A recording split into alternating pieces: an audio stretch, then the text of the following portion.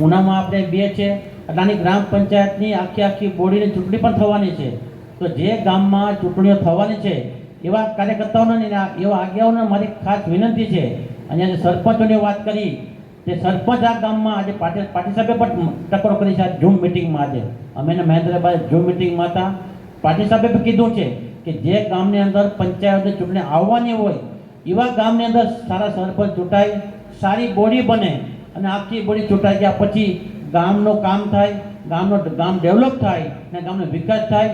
તો સારી બોડી હશે, સારા માણસો હશે તો જ આ બધા કામો થવાના છે. મિત્રો, ભારતીય જનતા પાર્ટીના કીધું એ પ્રમાણે નગરપાલિકા, તાલુકા પંચાયત, જિલ્લા પંચાયત, તાલુકા બેંક, સંઘથી માંડીને પીપલ બેંક, બધું જિલ્લા પંચાયત બધું ભારતીય જનતા પાર્ટી પાસે છે. ધારાસભ્યની પણ આપણી પાસે છે, સંસદ પણ આપણી પાસે છે, સરકાર ગુજરાતમાં ભાજપની છે, કેન્દ્રમાં સરકાર ભાજપની છે. આવા સંજોગોમાં કામની બાબતમાં, તમારા ગામના વિકાસની બાબતમાં એક પણ કામ બાકી નહીં રહી. આપ સૌ જાણીએ છીએ કે ધારાસભ્ય ચૂંટાઈ ગયા પછી કદાચ કોને ખ્યાલ નહીં હોય, આ ગુજરાત સરકારે છેલ્લા 2 વર્ષમાં આપણા તાલુકાના વિકાસ માટે, ઉના શહેર માટે 500 કરોડથી ઉપરની રકમ આપણે ફાળવી છે. 500 કરોડથી ઉપરની એ આપણા ગામડા બધો ખ્યાલ નથી આવતો. આગામી અને 200 કરોડ રૂપિયા તો આ તાલુકાના જે અલગ અલગ વિસ્તારોમાં નદી હોય, નાળા હોય, હોકળા હોય એ પાણી રોકવા માટેના પૈસા આપણે આપ્યા છે.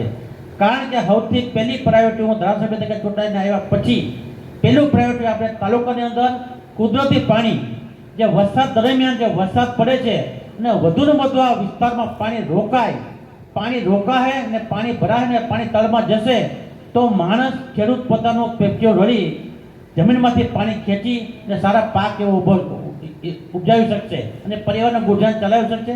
એટલે પહેલી પ્રાયોરિટી આપણે પાણી કેમ રોકવાય એના માટે આપણે આપી છે. શહેરની વાત કરીએ તો શહેરમાં છેલ્લા 2 વર્ષમાં આપણે સરકારની વાત કરીએ તો ઓછામાં ઓછા 60-70 કરોડ રૂપિયા આપણે શહેરના વિકાસ માટે પણ અમને પાર્ટી આપ્યા છે. હમણાં ઉના શહેરની અંદર છેલ્લા 2-2.5 મહિના પછી તમે આવનાર 12મા મહિના પહેલા, એટલે આજથી 8 મહિના પહેલા તમે શહેરમાં આવશો તો તમને એવું લાગશે કે અમે કોઈ મહાનગરમાં આવ્યા એ પ્રકારનો અમે શહેર બનાવવાના છીએ. આખો રોડ જે 8 કિલોમીટર, બાયપાસનો રોડ છે 8 કિલોમીટર, એ 8 કિલોમીટર રોડ 11 કરોડના ખર્ચે, બંને બાજુ 20 ફૂટ સિમેન્ટ રોડ, વચમાં લાઇટના થાંભલા, વચ્ચે ફૂલઝાડ, ટાવર ચોકમાં સર્કલ, ત્રિકોણ બાગે સર્કલ, એ મોટા સર્કલો બનાવવાના છે. તમે આવશો ત્યાં મહાનગરમાં આપણે અનુભૂતિ થશે. એટલે આવનાર દિવસોમાં મિત્રો, ભારતીય જનતા પાર્ટીના ધારાસભ્ય તરીકે 2012માં હારી ગયા પછી 17માં આપણે તમારી મારી બધાની અપેક્ષા હતી કે 17માં આપણે પાર્ટી ટિકિટ આપે. સંજોગવશાત પાર્ટીએ આપણે ટિકિટ ન મળી, પણ 2017માં પણ નર્વસ ન થયા પછી ફરી એકવાર 2012 ને 2022 10 વર્ષ સુધી આપણે પાર્ટીએ કોઈ પણ જાતની જવાબદારી ન આપી છતાં પણ અમે અમારી ઓફિસ આપણી વચ્ચે મીડિયા તરીકે કામ કર્યું અને ગામડામાં જે કાંઈ સુવિધાઓ આપવી જોઈએ, કાયદો વ્યવસ્થા હોય, રક્ષણ આપવું જોઈએ, દવાખાનાના કામ હોય, બીમારીના કામ હોય, પાર્ટીના કામ હોય, 10 વર્ષ સુધી એક દાયકા પછી જો કેટલો લોકો કામ કર્યા પછી પણ જો કોઈને ટિકિટ મળી હોય તો ભારતીય જનતા પાર્ટી 182માંથી મને ટિકિટ મળી છે. અને ટિકિટ મળ્યા પછી જે ટિકિટ મળી છે એ પણ જે ટિકિટ મળી છે 6 વખત સર્વે, 6 વખત અમે ગાંધીનગર અવારનવાર પાર્ટીના ટોપ આગેવાનો મળતા હોય છે, સંગઠનના કાર્યકર્તા આગેવાનો મળતા હોય. આપણે ટ્રિબ્યુનલની ટિકિટની વાત કરીએ તો પાર્ટીએ 6 વખત ખાનગી સર્વે કરાવી, અલગ મીડિયા મારફત, ઇલેક્ટ્રોનિક મારફત, ખાનગી સંસ્થાઓ મારફત સર્વે કરાવ્યું.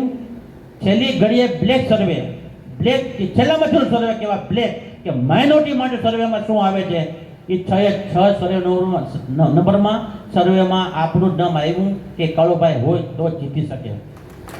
અને આ સર્વે જે લોકો કાલે મતદાન કરવા જવાના છે, જે લોકો 2022માં આ તાલુકાના ભવિષ્ય નક્કી કરવાના છે, જે ટિકિટ મળે અને જીતી શકે એવા ઉમેદવારનું ભવિષ્ય નક્કી કરવાના હોય, ત્યારે આપની વાત ઉપર તમને ક્યાંક ફોન ઉપર ફોન આવતા હશે, ક્યાંક રૂબરૂ મળ્યા હશે, આના કારણે મને કોઈ ટિકિટ મળી છે, નહીં કે કોઈ સફેદ કપડાં પહેરી અને ગાંધીનગર લોકો જઈ આવે ટિકિટ નહીં આપતા અનેક ટીમો બની છે. આ મારે દુઃખ સાથે કહેવું પડે છે.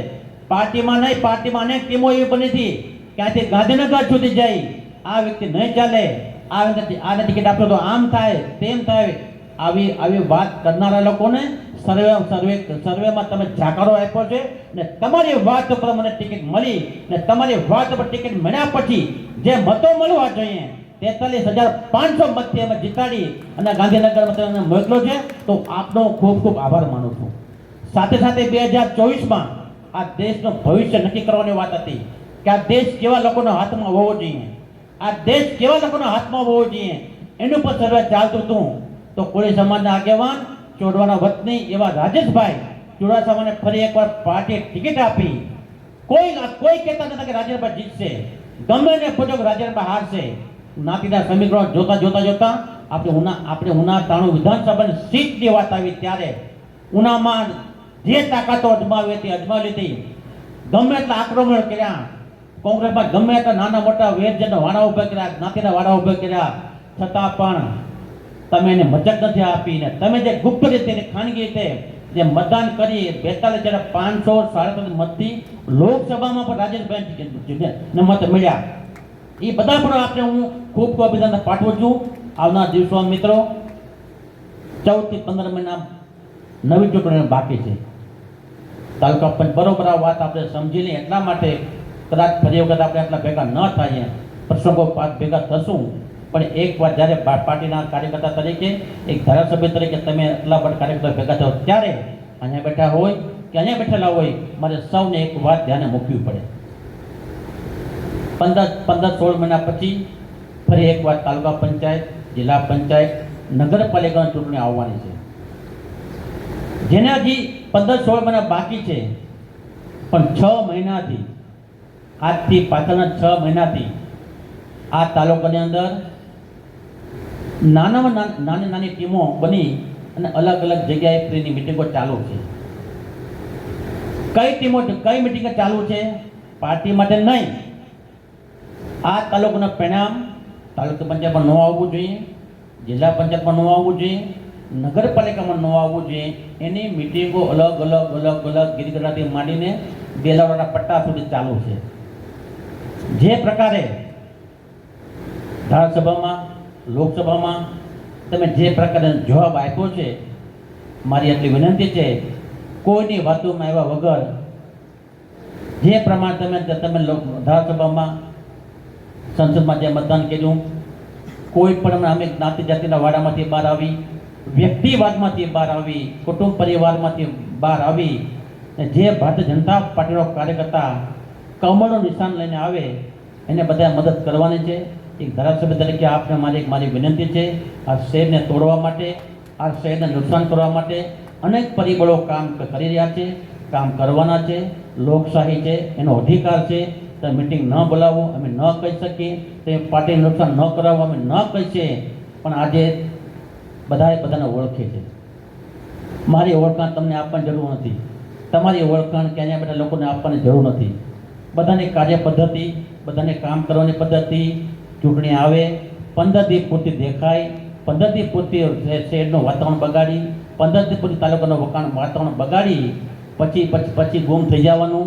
ચૂંટાઈ ગયા પછી, હારી ગયા પછી તમે કોણ અમે કોણ આવી વાત ઊભી થવાની છે ને અમે આમાંથી નથી. સત્તા હોય ન હોય, અમે જે આ શહેરમાં કામ કર્યું છે, અમે જે તાલુકામાં કામ કરીએ છીએ એ પ્રકારે અમે કામ કરતા રહીશું. બસ માત્ર આપના અહીંયા બેઠેલા હોય ભારતીય જનતા પાર્ટીના કાર્યકર્તાઓ પર, ભાજપ ઉપર કે અમારી ઉપર આશીર્વાદ રહે. આગામી દિવસોમાં ભગવાન બધાને સદબુદ્ધિ આપે અને નવા વર્ષમાં વ્યસનથી મુક્ત રહીએ.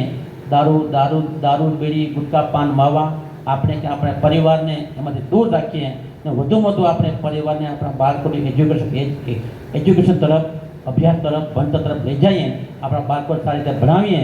આગામી દિવસોમાં આજ મારી વિનંતી છે, ભવિષ્યમાં કે નાના મોટા કામ હોય, ભવિષ્યમાં નાના મોટા કામ કહેતા રહેજો. છેલ્લા 2 વર્ષમાં અમારાથી કે અમારા પરિવારથી કે ભાજપના કાર્યકર્તાઓથી કોઈ નારાજ થયા હોય, કાંઈ બોલાઈ ગયું હોય તો આ તકે હું જાહેરમાં આ મંચ ઉપરથી માફી પણ માગું છું. માફી માગું છું. સાથે સાથે ભવિષ્યમાં કે નાના મોટા કામ હોય, મારું વ્યક્તિગત કામ હોય તો ત્યારે ગમે ત્યારે કહેજો. ધન્યવાદ, થેન્ક યુ. સાથે સાથે અહીંયા આપણે જમણવાનું પણ રાખ્યું છે. કોઈ કાર્યકર્તા જેમાં વગર ન જાય. થેન્ક યુ, આભાર.